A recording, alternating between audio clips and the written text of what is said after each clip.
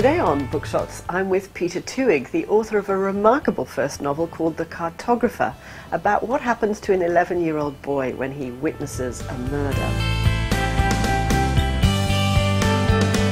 The whole idea just formed in my head in the space of 30 seconds, and I stopped somewhere at a cafe, I think, and Palm Beach it was. It's coming back to me now, and I just wrote the whole thing down on one page.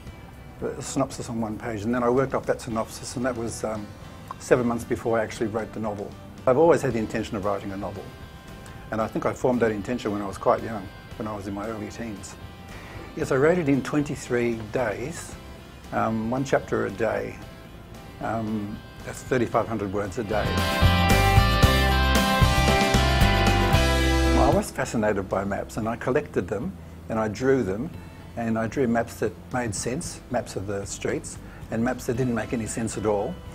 And so Tolkien type maps, just sort of maps of Middle Earth sort of thing. And then, so I never really lost that fascination with maps. When the idea came to me for the book, it came to me that he would be a map maker. So that was the very first idea. And then after that, I thought, why would he make maps? Well, because he's afraid. Why is he afraid? Because he's seen something. What has he seen? Well, then it just, so these questions led to the story. The boy loves under the ground. He loves being under the ground. He's a subterranean person, and he loves the darkness, and he's not afraid of the darkness. And his all of the terrible things that happened to him because he's not afraid to poke his nose into really dangerous places. And so the worst place to possibly think of putting a child would be down a drain. So he doesn't mind that at all. He goes down the drains and runs around down the drains, and I did that myself when I was a child. I used to travel on trams everywhere when I was a kid, and I was only like 5 years old, and I'd catch a tram and just wouldn't ask anybody. I'd just catch a tram and go somewhere.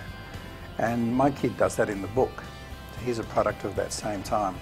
And no, we didn't think about danger, and neither did our parents, and things have completely changed. Thank you very much, Peter Twohig. The Cartographer has a really distinctive voice, and I think it's going to appeal to readers of all ages. Peter's thinking that the next book might be about the colourful grandfather figure, and I can't wait.